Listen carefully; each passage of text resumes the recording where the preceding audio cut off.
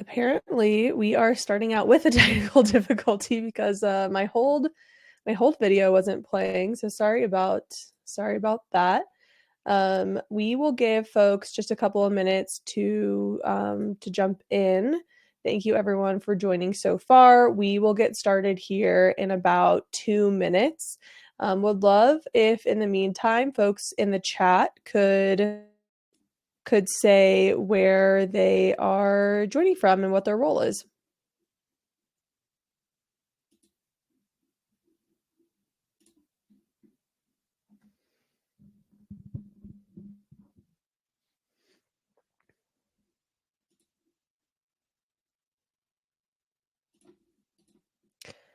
And speakers, I will just have you go ahead and join because for some reason our intro music didn't play.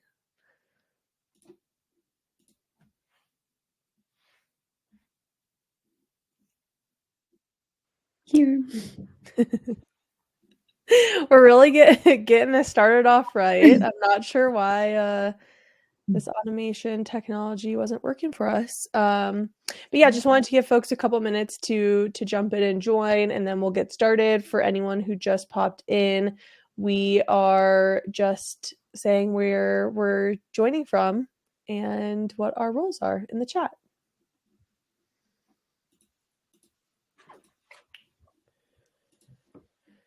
We will get started at 10:03. Well, 3 past the hour. We're all in different time zones. Yes. Welcome. It's so much better when the hold music works.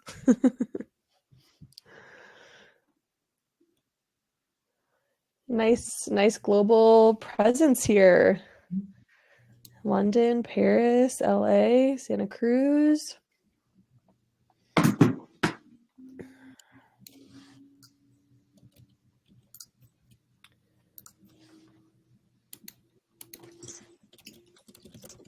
Okay. We will go ahead and get started. So our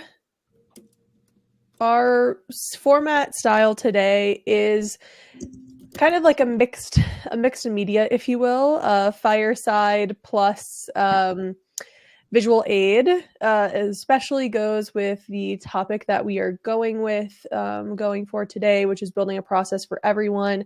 But we wanted to make sure that everyone was able to have some visual aid to help us through the conversation. So in the webinar today, we are going to be talking about a couple of things. One is the universal design concept, building representative pipelines, building an accommodations process, and minimizing biases in the interview process. So really excited to go over these topics today. We have two really great experts in this space. We just kind of some housekeeping. We will do our best to answer questions as we go in each topic area once we get through some of our initial thoughts. Please put your questions in the questions tab. That is the tab that's right next to the chat. This will really help us prioritize questions that have more upvotes, and it just helps us keep a little bit on track in case there's other chatter in the chat. The session is recorded and it will be on our YouTube, just as a heads up. But we encourage everyone to drop comments in as we're going about like what's resonating with you, and put your questions in the questions tab. Really excited for our guests here today. A quick intro from me. I'm Shannon Ogborn. I lead our community efforts for the Americas here at Ashby. I come from a recruiting rec ops background myself and spent about 4 years at Google in a diversity staffing role. And so this particularly working on women and people with disabilities. I was a global lead on Google's Disability Alliance. So this topic is very near and dear to my heart, and really excited to introduce our other guest speakers. Tameka, would you like to introduce yourself? Sure thing. Hi, I'm Tameka Allen, founder and inclusive culture consultant at ModCulture, where we're helping businesses create impact through inclusive spaces for neurodivergent talent. I've spent my career over 16 years in people, talent, and DEI capacities. And so now outside of organizations, I'm doing that work externally. Amazing. Thushy. Thank you, everyone. I'm Thushy Muruges. I'm the Global Equity and Inclusion Lead for CultureAmp. And I have a background in talent strategy and operations. And at CultureAmp, I'm working on the equitable experiences of all of our employees, but particularly focusing on disability inclusion and trans equity. Thank you. One other thing I forgot to note at the beginning is we have this session booked for 45 minutes. We just wanted to make sure that we had enough time at the end for any questions, as we want to make sure that the nuances of this topic are well covered. And so if you have to drop at the 30, we're hoping to get through all of the kind of the content pieces and then have time at the end for any lingering questions. So first bit here, would love anyone in the chat who has heard of universal design approach or has utilized a universal design approach to drop this here in the chat. But just wanted to start with a little bit of context here because I think this is really important for the rest of the session, because when we think about designing anything, physical spaces, internal accommodations, hiring processes, if we design it to be usable to the widest range of people, everybody benefits. Real world example here you can see in the visual is curb cuts, originally intended for wheelchair accessibility, but so many people benefit from curb cuts. So if you've ever been pushing a stroller, riding a skateboard, wheeling luggage around a city, curb cuts made your life easier too. So when we think about building processes for recruiting and for candidates, we can always come back to this universal design approach, and it will really help us improve the way we're thinking about building a process for everyone. And Tameka and Thushy, would love if you had wanted to share your insights here as well. Yeah, I dropped it in the chat. At CultureAmp, we call it equitable design principles, and where we design for the most marginalized persona so we can remove systems of oppression or barriers for others. Yeah, just building upon that statistically, just in reference of accommodations, for example, which I know she will get into, approximately about 60% of those accommodations actually benefit everyone, not just the target group that it's being offered to. So just to build upon that as a reason why this works for everyone. Amazing. Has anyone else in the chat used this universal design or equitable design principles? I think it's one of those things that is more utilized in I know at Google it's kind of like a cornerstone of Google build for everyone. And that's okay, Maureen. It's okay if you haven't used it. It's really good to think about this moving forward. I think actually the one thing I want to step back and clarify, and Thushy and Tameka, feel free to add in here too. Anytime we are talking about stuff like this, like it's okay if you're not doing all of this right now. You're here, you're showing up, you're learning so that you can implement some of these things. And I think that's really an important thing to remember. No one is getting this 100% right. And the fact that you've shown up and that you're here means that you are invested in moving this forward. I don't know, Tameka and Thushy, if you have any comments there. Yeah, everyone's on different stages and paths to equity and inclusion. So we're here sharing because we might be at a different stage and we want you to learn from us. And I also want to hear in the chat what you're doing, because I can take that back to my organization as well. Yep, absolutely. Love the learning atmosphere, right? We're all in this learning.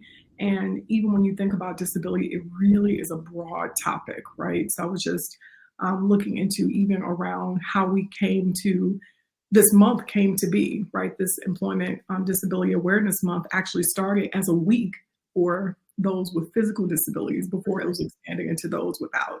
So we're all learning. No one's a complete expert, right? So it's important that we learn and grow from each other. Amazing. Getting into one of my personal passion areas, which is building pipeline representation. So like I mentioned, I spent almost 4 years at Google working on a team whose really sole mission was to bring better representation to Google, which starts with your pipeline representation. Most people already know things like women are less likely to apply for jobs unless they meet all the qualifications. This only becomes more true for intersectioning identities that are non-dominant. So for example, a trans woman with a disability would use even more scrutiny when they're applying against themselves, against job qualifications when applying. And so it's really important for us to think about how this resonates in practice and the things that we can do to really build our representative pipeline, because all of these things, if not done thoughtfully, can result in poor pipeline representation, which leads to poor company representation, which has all kinds of real impacts on innovation, even like bottom line revenue, your customers feeling represented by your employee base. So biggest learnings for me in this space over time are, first, you really have to understand where you're at to know where you need to go. How does your current company representation look, and where are your gap areas? And you can do this against market data, and I'll get into a little in a second, like why that is so important. Knowing this will allow you to narrow in on those focus areas that are realistic to prioritize and tackle, because I think, I don't know, Thushy and Tameka, how you would take this, but like, you can't do everything at once. And so what can you move the needle on, and kind of take it piecewise? Because if you don't have a specific strategy, what ends up happening is kind of nothing. And so you really have to take realistic goals and apply them. It's like one of the SMART goals. I don't know how you all feel about that, if you want to jump in on that note. Yeah, a strategic approach is the only way to move the needle.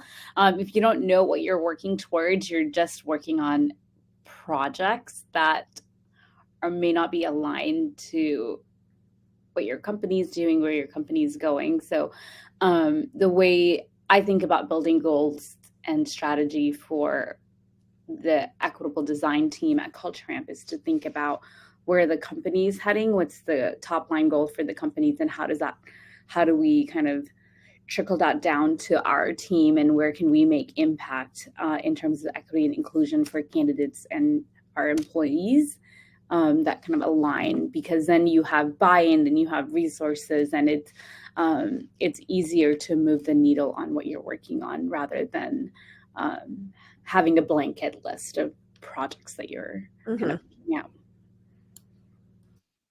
Yeah, and to build on that, I think about one component that often maybe doesn't come in as much, that I've found in past roles working across different industries and company sizes, is when, for example, and I've seen this in communities where people are asking, what are some job boards I could post to we want to build our diverse pipeline.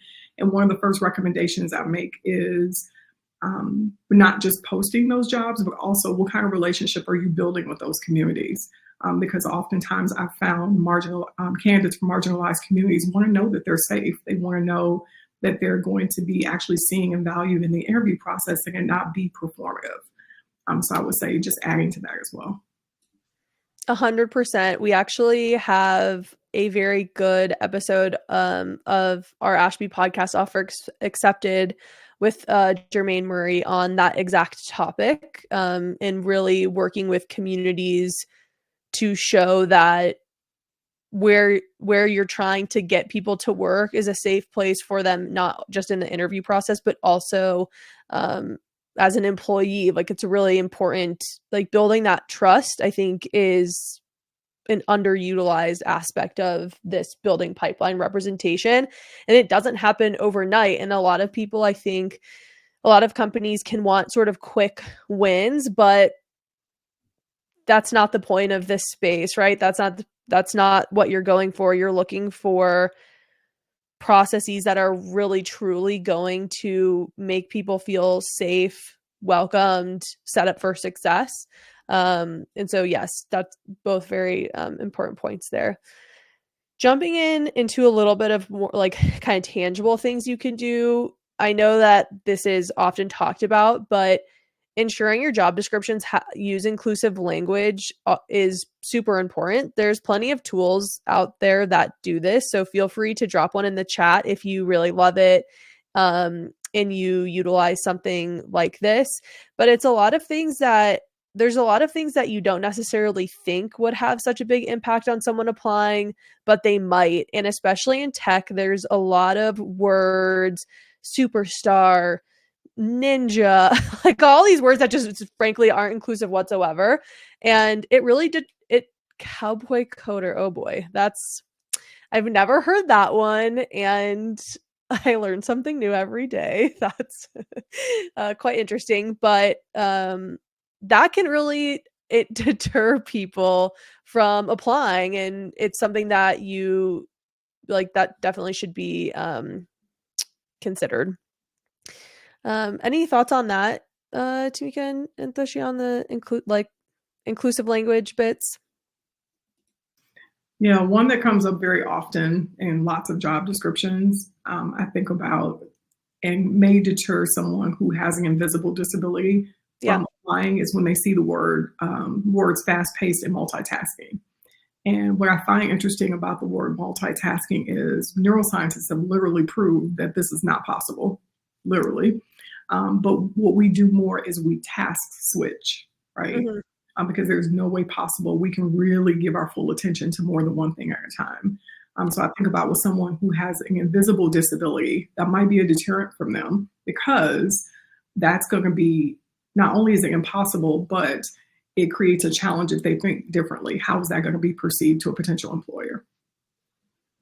100%.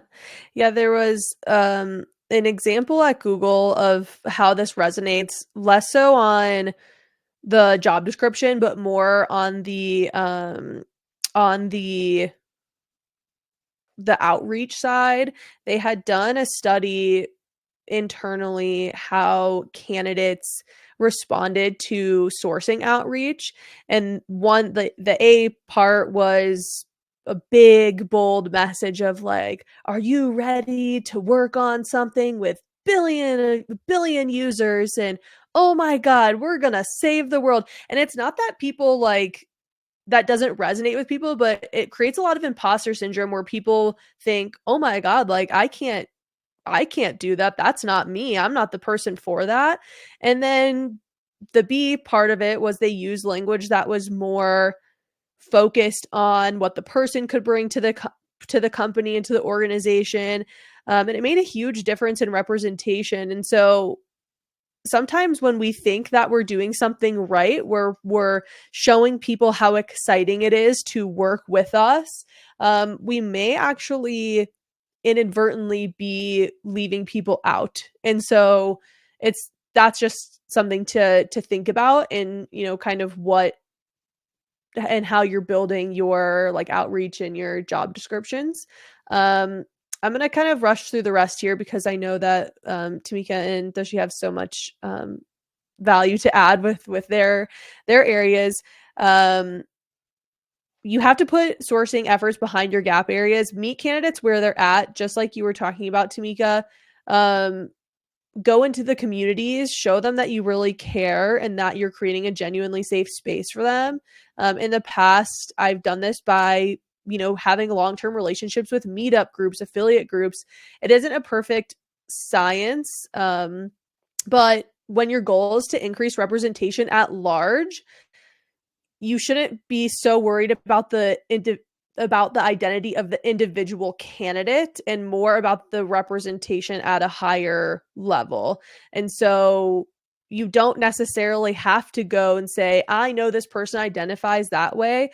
That's not necessarily going to be helpful at large, right? You want to be doing things that are going to build the pipeline at the top so that you are building a representative company at the bottom. And in order to do that, you have to monitor your process drop off. We'll get to this in a little bit about removing biases from your hiring process, but you don't want the work you're doing at the top to be all for naught at the later stages. So where are people dropping off? What the data only tells you part of the story. So if you see where some like a demographic area is dropping off, let's just say neurodivergent folks, you have to look at your process and say, okay, the data tells me that we have a drop off. Now what? What could be possibly doing this? And you have to dig deep and dig into that information because the data only tells you part of the story. And then lastly, use tools that will increase your pipeline representation. Tameka made a great point about making sure that you are working with the community. But there's companies like Mentra that are exclusively focused on the neurodivergent community and talent pools. There's job boards that have more of a broad mission to help you build representation in your pipeline, but there's also job boards that are more niche. So if you know that your company has a very specific gap area, then you can work with communities and job boards, et cetera, that have more of that focus that you're working towards. And then just think about the gaps that you need to close on and identify places where you can get in touch with candidates to fill those gaps and create those very meaningful community connections. Any questions, feel free to throw them in the chat. Otherwise, we will move on to building, oops, I made a space there, accommodations process. Thank you. That's great. I will jump in. I think before thinking about building an accommodations process for your candidates, ensure that you have an accommodations process for your employees. You don't want to put all the effort into recruiting someone that can't thrive and be supported within your organization. So that's my first tip, just to think about, what's being done inside.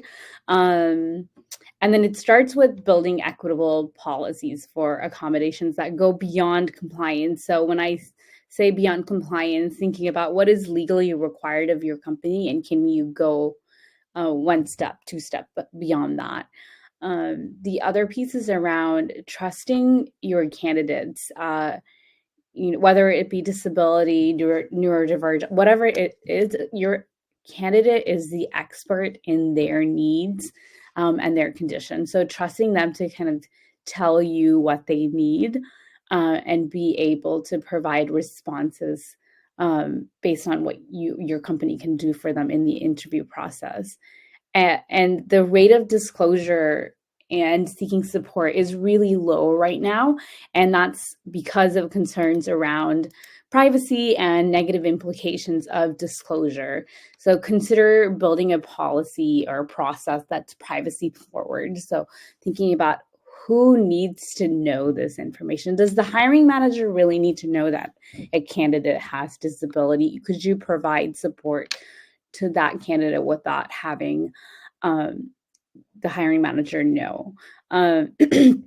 And I say that because at CultureAmp, the internal process that we have for employees, there are certain things that their managers don't need to know about. So if a camper, or we call campers our employees, CultureAmpers, if a camper needs accommodations that are not going to impact their interactions with their manager, do they really need to know that this camper has a disability and is receiving accommodations?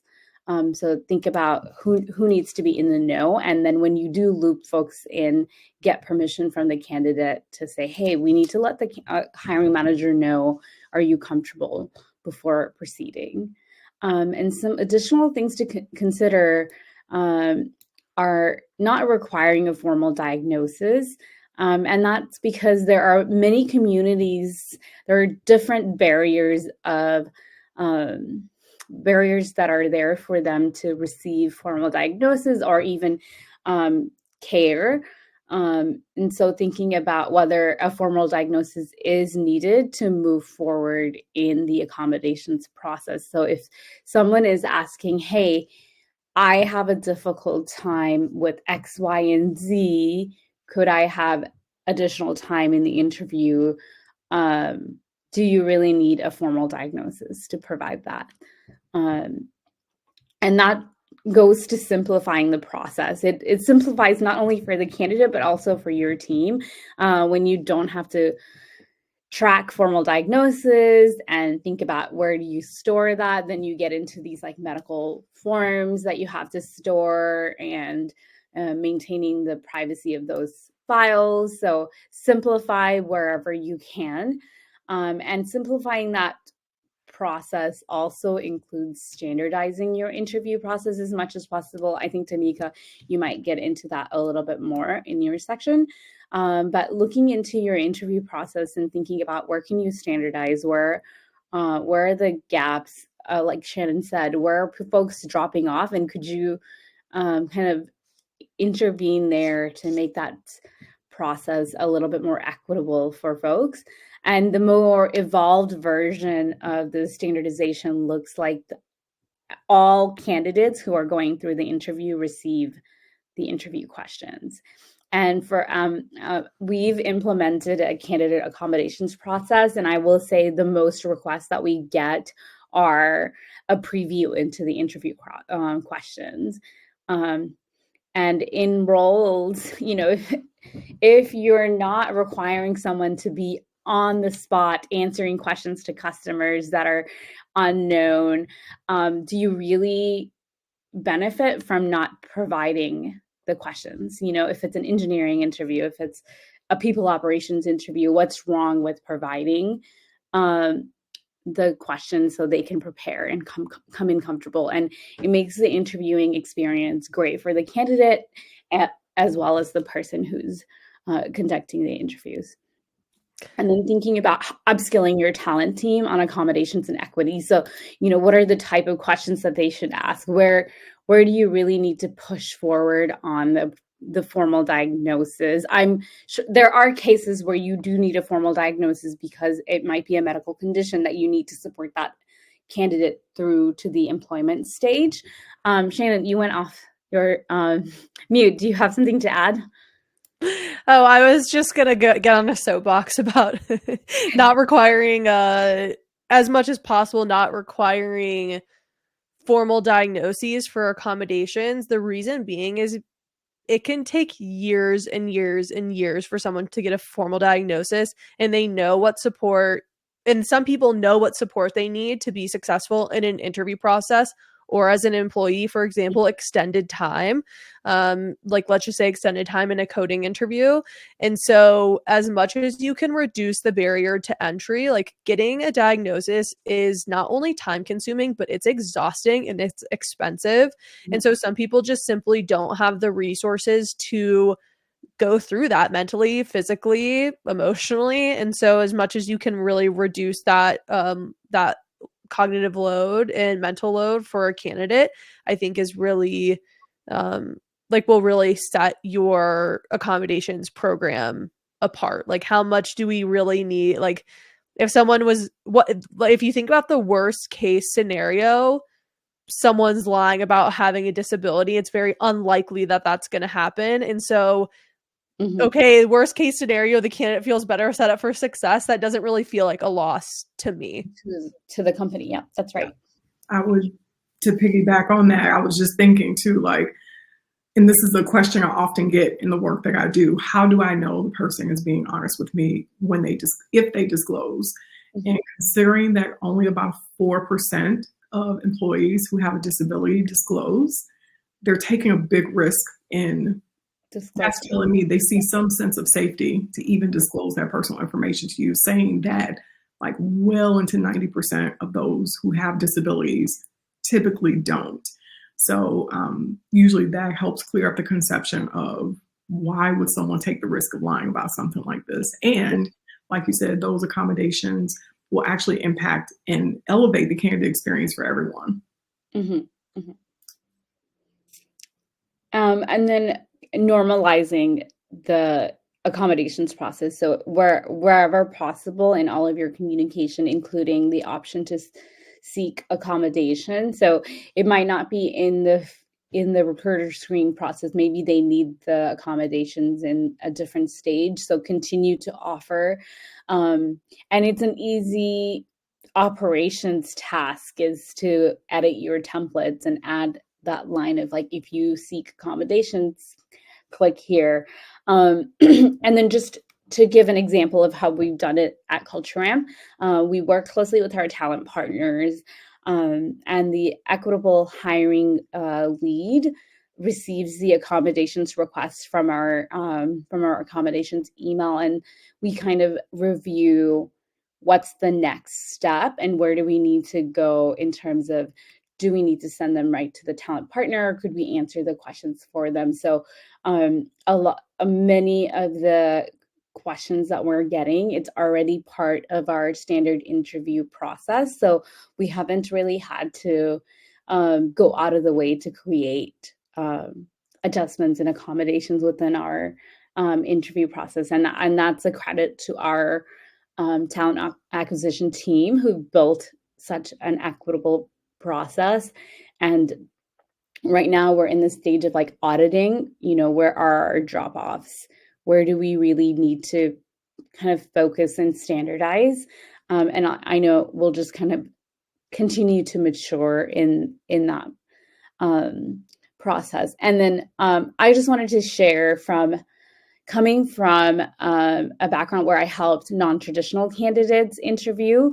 One of the things that I focused on was providing information about what's happening in the onboarding and beyond the stage, because our talent acquisition teams work really hard making accommodations, supporting candidates through this process. And the retention is really difficult to keep employees who are coming from non-traditional backgrounds. If you don't have the onboarding process, if you don't have the support for those employees once they are an employee within your company. So a DEI approaches that are only focused on recruiting tend to fail because you're not thinking about the entire employee life cycle. So one of the pieces of our accommodations process for candidates is also thinking about, okay, once they're in the process, what support do they need as an employee, and how do we begin that process to receive employee accommodations in this interview process, in this candidate process. So it's not an additional step that they have to complete once they are an employee. Are there questions? I'll stop right now. We will let the questions pend if there are any.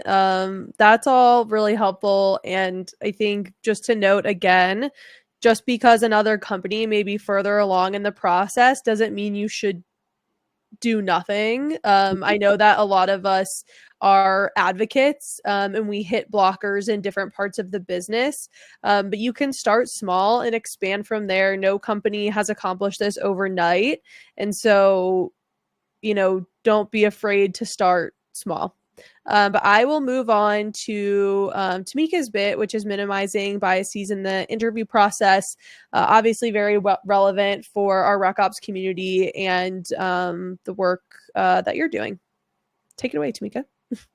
Thanks, Shannon.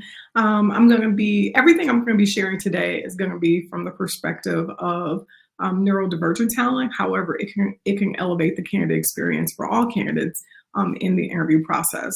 So the things that I'll be sharing, including, like, for instance, consistency being key, right? These are likely things you're doing already, like creating, using structured interview processes for candidates as well. So creating a consistent set of questions for all candidates, moving through those pipelines and focusing on skills and role-specific competencies, and just emphasizing what that might look like if interviewers in the process get away from those structured questions. So for example, you may have an interviewer comment and say, you seem a bit awkward in social situations. How do you think you might deal with that in weekly team building activities or client meetings?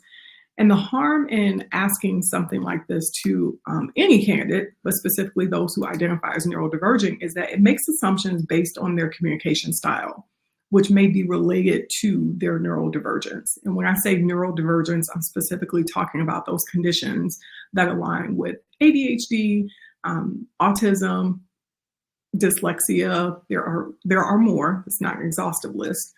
So, for example, if a candidate happens to disclose that they're neurodivergent, an unprepared or untrained interviewer might make discriminatory decisions based on those misconceptions or stereotypes about the condition.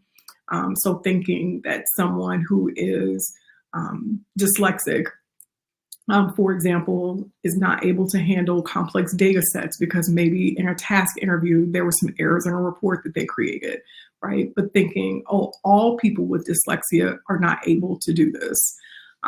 Or in this example that I gave around someone being socially awkward or using the terms like they had low energy. This could be someone, and this is not for the sake of diagnosing anyone, but this could be someone who is autistic that has sensory sensitivities, meaning light might be a sensitivity to them. Your background, if it's distracting, that could be a sensitivity as well. So, or just noises, right, that they're picking up on in your conversation. So just thinking about the risk that's taken when we pull away from those consistent set of questions, and you can still do that, build those questions and still have a conversation around those. So making those kind of misconceptions about candidates could be a form of ableism, which is discrimination against those with disabilities, assuming that typical behaviors are superior. So score-based evaluations, talking to a talent rec ops community, it's no question you guys likely are using score rubrics to minimize like subjectivity in decision making. So for someone who is neurodivergent, that might be minimizing scores based on body language or the lack thereof, or eye contact or lack thereof. One thing that often comes up, and we've seen a lot of this on social media regarding work and candidate experiences, is candidates showing up to an interview off camera, if that's going to be virtual. And there are a lot of assumptions people make that the candidate may not be engaged, or they're not interested, or they're just labeled low quality talent. It could be that this person aligns with a neurodivergent condition and has sensory sensitivities and is choosing to be off camera in order to manage the symptoms of that condition. And just like we talked about when Thushy was sharing the low percentage of people who actually disclose, which is like 4%, it's unlikely they're going to disclose to you, but it's also important not to make assumptions automatically. So in that case of when it comes to assessing candidates based on like communication skills, focusing on clarity and effectiveness of the information conveyed. So if in instances where I've worked with hiring managers who were really stuck on this idea of someone being low energy or not providing eye contact, my question to them would be, well, what did they say to you? What context did they give you that indicated their qualifications to the job, the competencies, and the business impact that they made, right? So asking those thought-provoking questions, but considering that even in your score-based evaluations. Accessible communications are super important. We've talked about quite a few things, but in regard to video interviews or candidates needing longer response times, neurodivergent candidates have very different communication styles, and that can be when people have similar diagnoses. So you can have 10 different people with ADHD, they could all present differently, whether they disclose or not. So it's important to offer a variety of communication preferences. Whether someone wants to be on video, you may have someone who completely leans into being face-to-face with someone. Someone else might be more comfortable just communicating audibly or even in writing, right? Maybe they create a presentation to kind of interact with you in that regard. Clear communication is important. We talked about this. Shannon touched on this as well.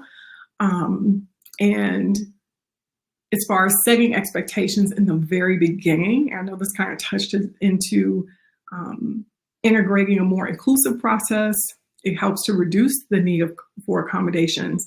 And I found success in this where our NPS scores were over 70, simply by providing information from the very first touch point of someone entering a pipeline. So explaining what that hiring process is going to look like, how many rounds, who the candidates are going to be meeting with, how long those conversations are going to be, all of those things help elevate the candidate experience for everyone, but it also helps the neurodivergent candidate be prepared to come into an interview without the gotcha questions, or just helps them show up the best way that they are able to show up, and helps them maximize their performance and help you evaluate if they're the best candidate for the position.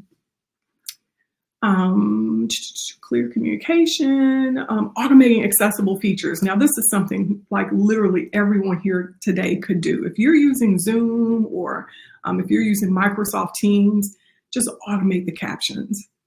It's such a simple thing to do. I've in engaging with clients, as well as even just networking with colleagues or collaborations, that oftentimes that captions are not automatically turned on, and you can do that at the account level. And then if someone doesn't need them, they can just turn them off, or doesn't want them, right? And it's a simple way. Some folks who are neurodivergent process information better when they can see it visibly and have those captions.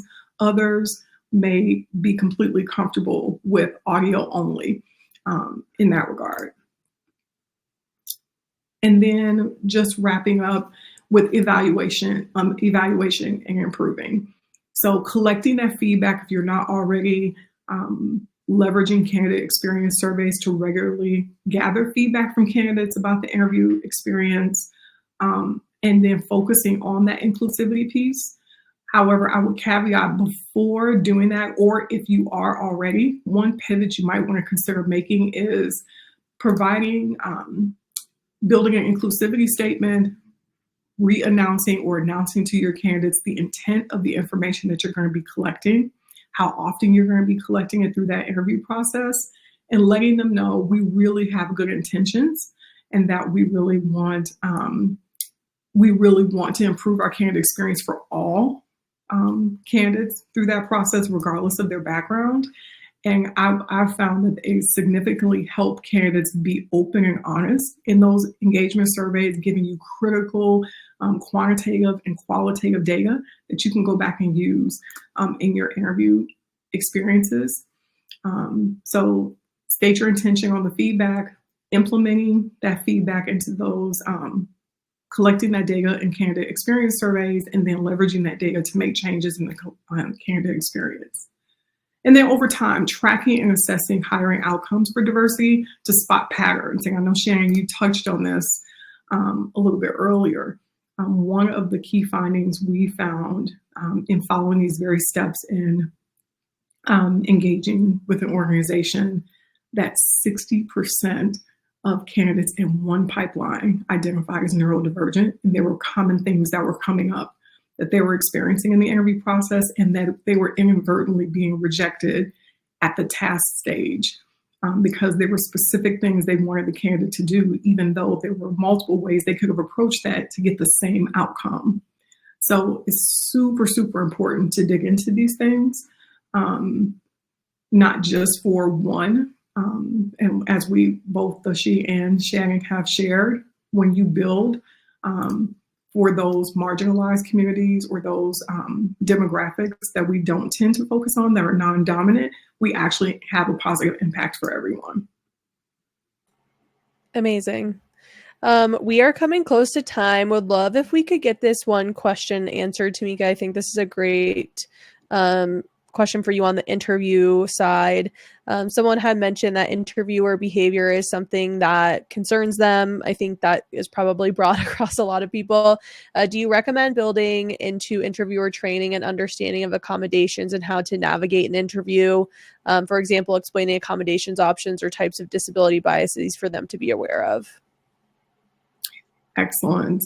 Yes, I do recommend that. I also recommend, and one thing that I offer in that this I found to be effective is building out effective coaching questions for interviewers and hiring managers. So giving them that understanding around those potential conditions and behaviors, the accommodations that can help with those, but also being flexible, because here's another thing that comes up.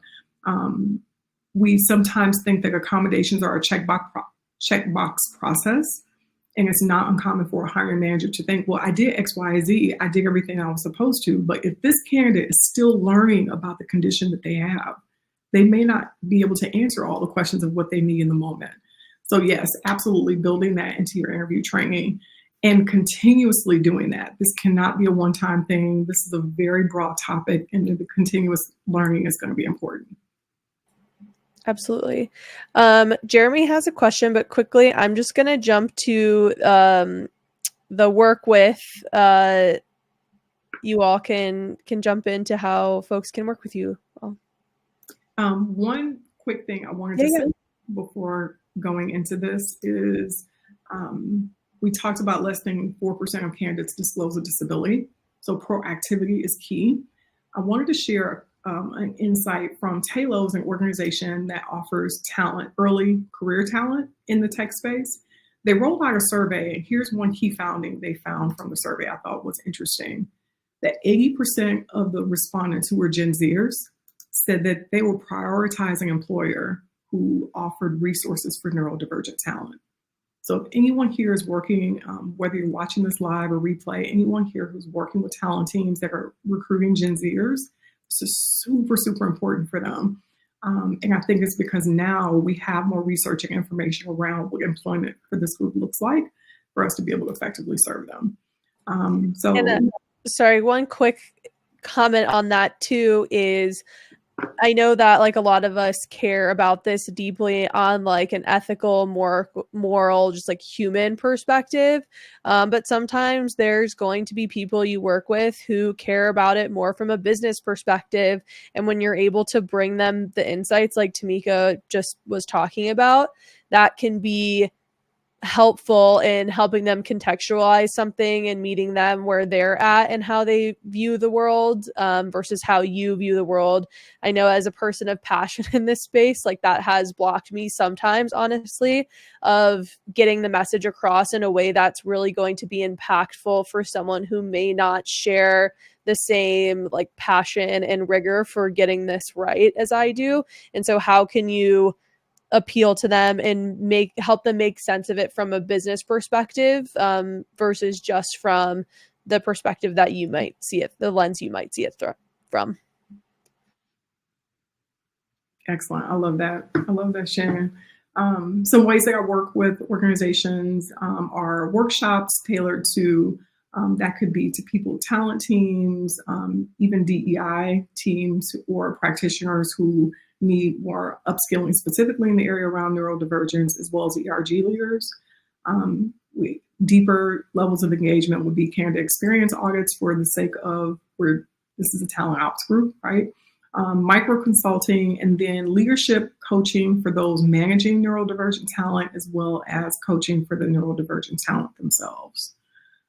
So that link that's provided here would actually take you to any options to connect with me on LinkedIn, Working Together, or my website. Amazing. Tameka's the best. Highly recommend. Thushy. Hi, everyone. I am kicking off my consulting, so I don't have an official email yet.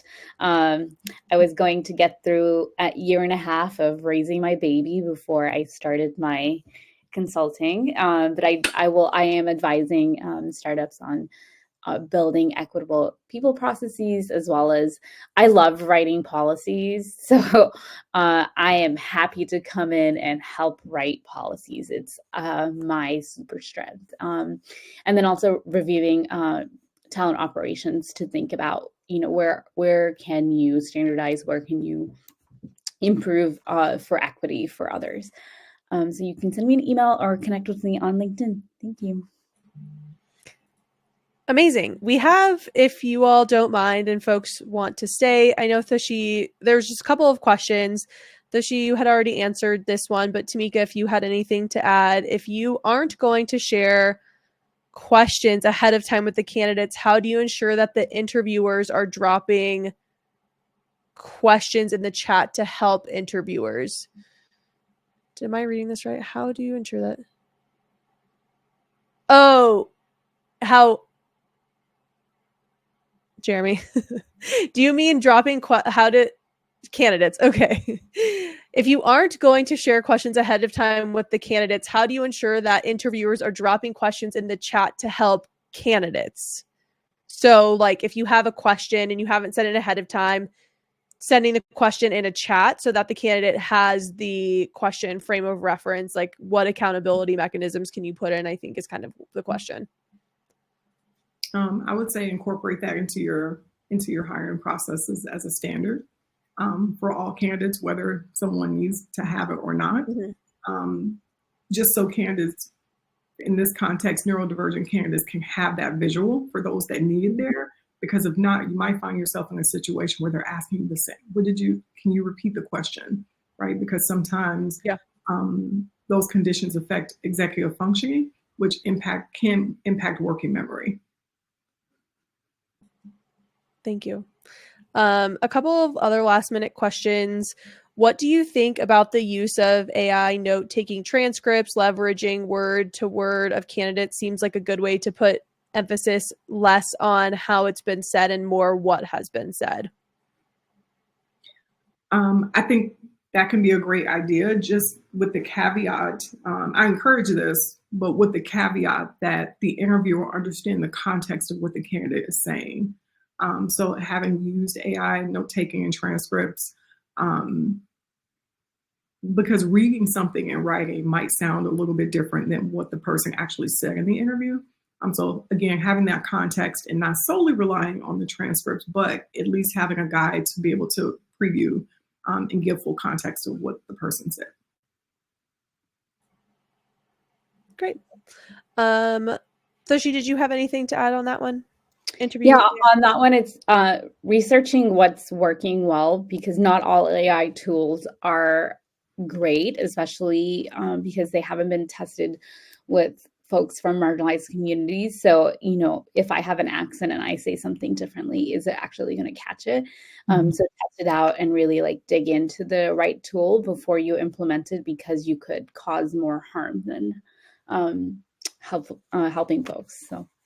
Two tools I found that really have honed on this well, that's a great call out, Thushy, is MetaView as well as Read.ai have been two tools that have worked well for me. Amazing. Last question that I see in here is, you said only 4% of people disclose any disability. What would you recommend in order to encourage candidates to communicate proactively if they want us to adapt to the process or need an accommodation? As context, we have a Notion page mapping out our entire process and some of our practices. Video interviews with camera on could be more inclusive and built differently. So I'm just wondering if we can be more proactive in communicating that we can adapt the same way we put in our job descriptions, that we encourage people to apply even if they don't fit 100% of the requirements. Yeah, I think providing examples. What I've done with the internal policy for CultureAmp is go back and add examples of types of accommodations we provided. So it kind of normalizes that people do ask for these and companies do offer these. So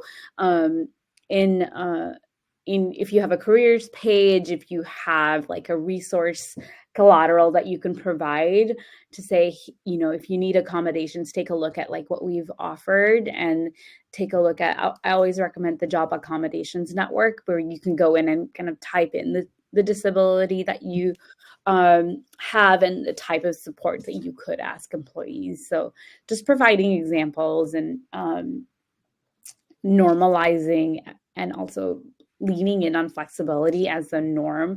Hey, camera on or off, whatever is your preference. And you don't penalize folks for turning off their cameras. Yeah, love that. And just to build on what Thushy just shared, lean into that flexibility, right? Offering different options and emphasizing that behavior and giving those options emphasizes not putting pressure on the candidate to disclose, because that's not something we want to get into, right? Causing people to where they feel like they have to disclose in order to get some of these things. Well, really, they don't need to. So offering that flexibility, maybe examples like Thushy shared. So even if you gave an example of an accommodation for someone who has a disability that you're able to do, doesn't necessarily mean that person has to say, well, I have this condition, I would like to use this. And instead, maybe saying, hey, I show up best, asking the candidate, how do you best, what is your communication preference throughout this interview process, and letting them decide from there. And that way there's no pressure for them to feel the need to disclose if they don't feel led to. Definitely. And I think to circle this all back, it just really comes down to that universal design approach, equitable design principles. If you are building a process that works for the most marginalized group, you're going to have other candidates set up for success too. There's people who may simply have a preference to be video off, or just want extended time for reasons that that's just how they know they work best. It may or may not be related to a disability. So I am a big believer in just setting the tone early on, asking candidates, like, is there anything that we can do in the process to better set you up for success? Like, to Thushy's point, like, some examples of this would be ... And just saying it at every interview stage, like Thushy already said, because that's really going to help them feel like not only do you care at the beginning, in the middle, you care at the end, you care what it looks like as an employee. And so I think those are all really good ways to achieve that. Okay. Thank you, everyone, for going over time. Really appreciate your insights. I will be sending out this recording along with a couple of other resources. So any questions or feedback, please, of course, always feel free to let us know. Feel free to connect with Tameka and Thushy, as they already mentioned, on LinkedIn, and myself if we're not already connected. Really appreciate that you all showed up today and are excited about moving this forward. So thank you. Thank you, Shannon. Thank you for having us, Shannon. Bye. Bye.